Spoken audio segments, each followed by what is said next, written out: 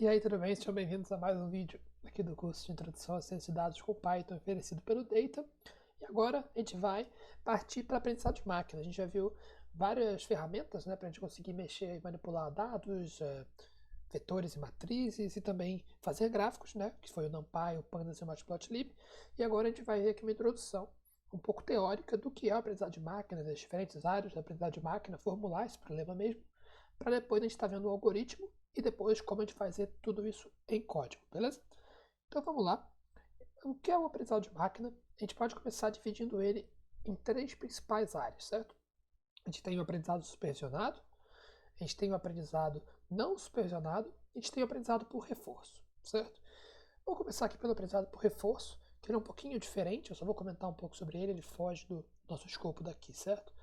O aprendizado por reforço, ele é quando você tem um agente que interage com o ambiente tentando fazer uma tarefa. Você pode pensar num robô que tenta andar por uma sala e fazer algum tipo de coisa, pegar algum objeto. Pode pensar em um bot que joga algum tipo de jogo, certo? Ele interage com aquele ambiente, tentando maximizar algum tipo de recompensa que ele pode ter. É bem diferente dos paradigmas que a gente está acostumado, que a gente pensa assim no contexto de ciência de dados, mas quando a gente pensa num cenário mais de aprendizado de máquina e de inteligência artificial, a gente consegue ver o para que a gente pode utilizar esse tipo de algoritmo, certo? Principalmente na robótica ou em jogos, Aqui o caso aqui tem dois exemplos de jogos, o AlphaGo, que é um algoritmo feito lá de BeamNight que joga Go, Que eu mostrei lá no começo do curso, que é um jogo que parece não, é um jogo do estilo xadrez, mas bem mais complexo, com muitos mais é um jogo de tabuleiro com muitas combinações, etc. E o OpenAI 5, que é um bot feito pela OpenAI que joga Dota, beleza? Mas agora vamos para o que a gente já vai estar mais acostumado nesse nosso cenário, que é o aprendizado supervisionado. O aprendizado supervisionado, ele tem a seguinte premissa.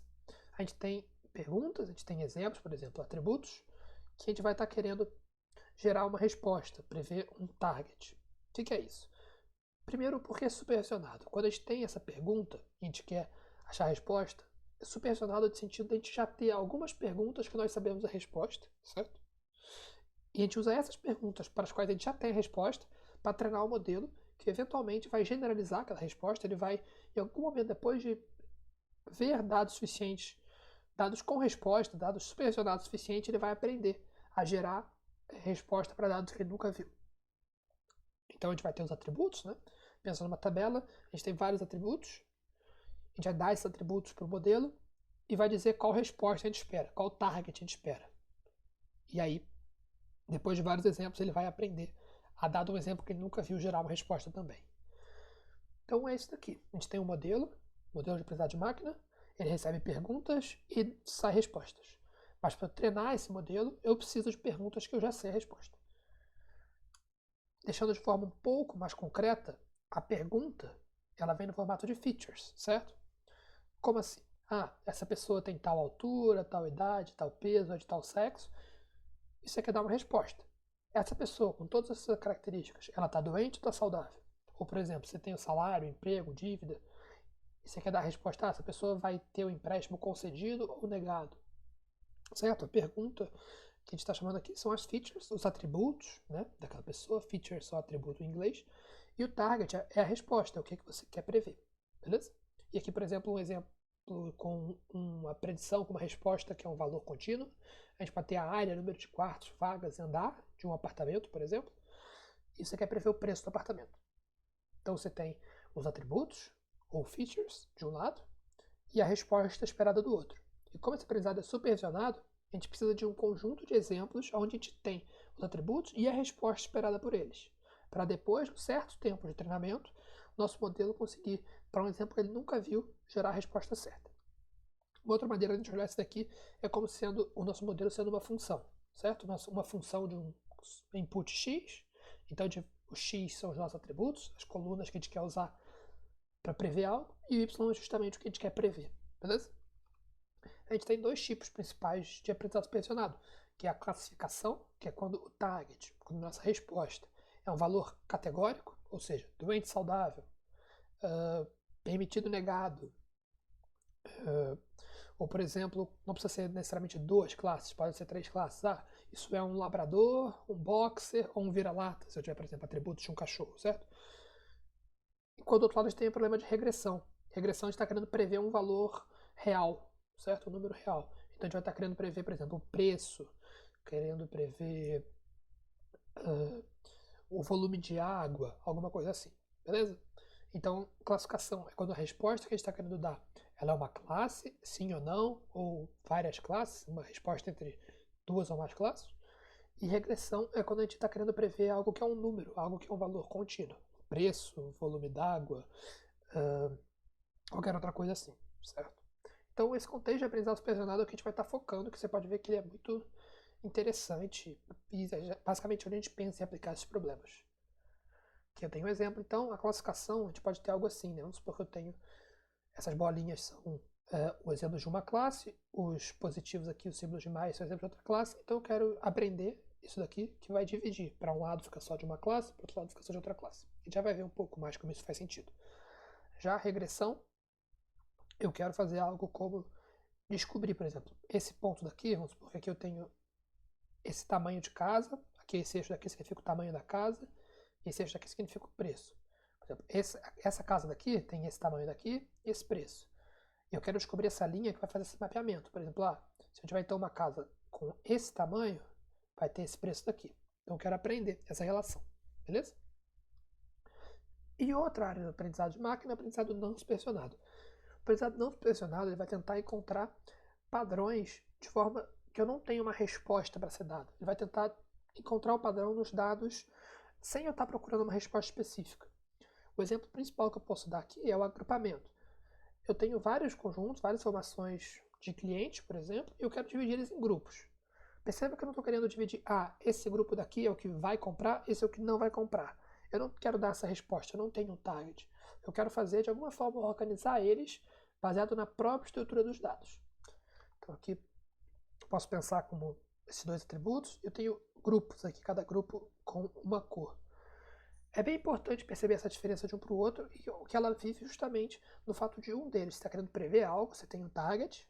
Então, para você treinar um modelo supervisionado, você tem que ter esse target para fazer o treinamento, você tem que, de alguma forma, alguém tem que ter anotado as respostas esperadas para um certo conjunto dos dados. Enquanto o aprendizado não supervisionado, ele não tem um target. Então, você não precisa saber de antemão as respostas esperadas, porque você não quer achar uma resposta, você quer só achar algum tipo de padrão dentro da estrutura dos dados que você já tem. Então, o aprendizado supervisionado, ele, de certa forma, é mais custoso que o não supervisionado, porque você tem um custo de conseguir alguém, um especialista, ou de alguma forma na sua coleta, ter as respostas ali. Geralmente, os dados, por exemplo, se eu quero fazer predição para fotos, eu tenho que pegar a foto e dizer que objeto tem lá. Alguém vai ter que olhar todas as fotos que eu quero usar e escrever, não, aqui é um gato, aqui é um cachorro, aqui é um leão, aqui é um gato, um cachorro. Enquanto não supervisionado, o fato só de eu ter os dados já é o suficiente. Eu não preciso ter esse custo de alguém fazer as anotações nele. Beleza? E por isso a gente vai focar aqui no aprendizado supervisionado, porque nesse contexto, esses dados que a gente tem de receber uma pergunta para dar uma resposta, é o que ele mais se encaixa. Mas também é muito relevante o aprendizado não supervisionado nesse contexto. Para estratégias de marketing, também outra coisa que eu não comentei, que é a redução de dimensionalidade, que é muito útil em vários problemas, mas aqui no contexto desse curso de introdução, eu vou focar no aprendizado supervisionado, que é uma coisa que a gente tem de maneira mais lúdica, né? Eu tenho um conjunto de atributos de alguma instância e eu quero, a partir desses atributos, prever algo. Como aquele caso do Titanic, né? Eu tenho a idade, a classe, etc. sobre a pessoa e eu quero que você prevê se ela vai morrer ou sobreviver, beleza? Então tá, a gente já sabe que é isso que a gente vai querer fazer. A gente tem um conjunto onde a gente tem target e atributos, que é o nosso conjunto de treino, certo? Tá aqui, conjunto de treino, que é o conjunto onde o target é conhecido, que eu vou usar para treinar. Se eu vou usar para treinar, eu tenho que ter a supervisão, eu tenho que ter as respostas esperadas.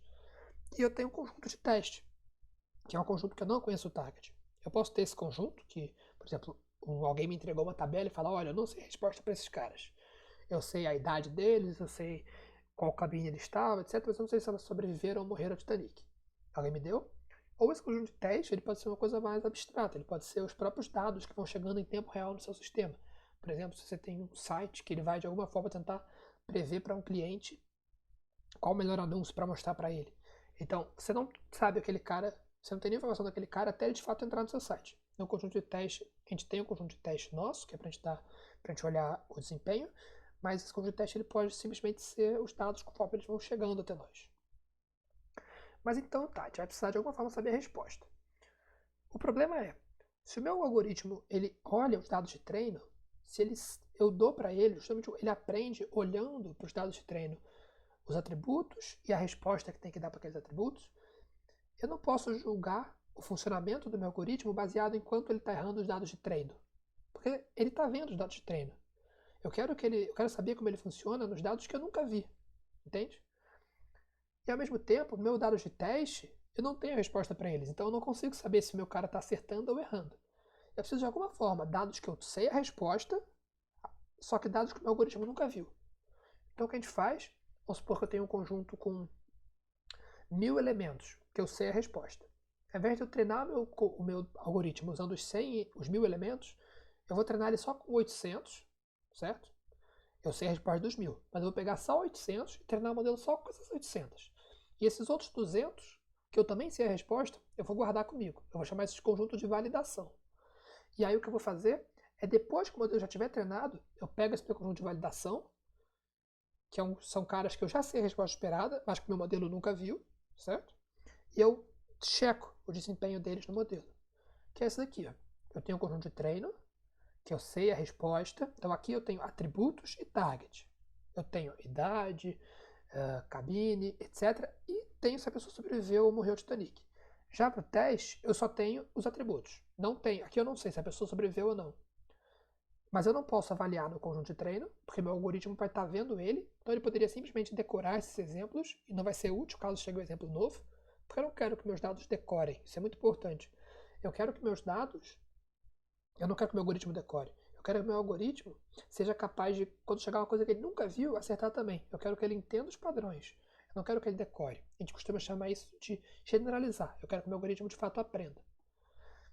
E aqui eu tenho meu conjunto de teste, que eu não sei a resposta. Então, eu não posso validar nele porque eu não sei qual a resposta esperar. Eu não posso validar nele porque eu estou treinando nele, não é justo. Então o que eu faço é isso, eu separo esse conjunto de validação. Geralmente a gente pega 20% dos dados, é uma estratégia bem comum, e a gente faz o seguinte, o nosso algoritmo só vai ver esses dados daqui, os de treino, durante o treinamento. E só depois, quando o algoritmo já estiver treinado, eu vou ver o resultado dele nos dados de validação, porque para cá eu também tenho a resposta. Eu vejo quanto ele deu aqui, se ele ficar ruim ou bom, eu volto ao meu conjunto de treino e vou iterando e melhorando o meu algoritmo. É ali que o conjunto de validação é onde eu vou estar testando se o meu algoritmo está indo bem ou mal, beleza? E aí quando eu tiver esse conjunto de teste, eu vou simplesmente prever, porque não tem como eu conferir nada, porque eu não tenho resposta para ele, beleza? Isso daqui chama holdout, é uma estratégia de validação.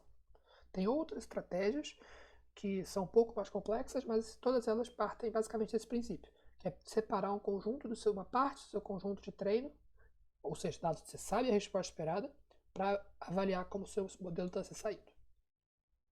O que é avaliar como o modelo está se saindo? Você pode pensar em algumas métricas, na verdade tem muitas métricas, mas para a tarefa de classificação, a mais simples é a acurácia. Eu vou basicamente prever, essa pessoa daqui sobreviveu, essa morreu, essa sobreviveu, essa morreu. Aí eu confiro a resposta que meu modelo deu, vejo quantas ele acertou e faço quantos ele acertou dividido pelo total. Isso daí a gente chama de acurácia.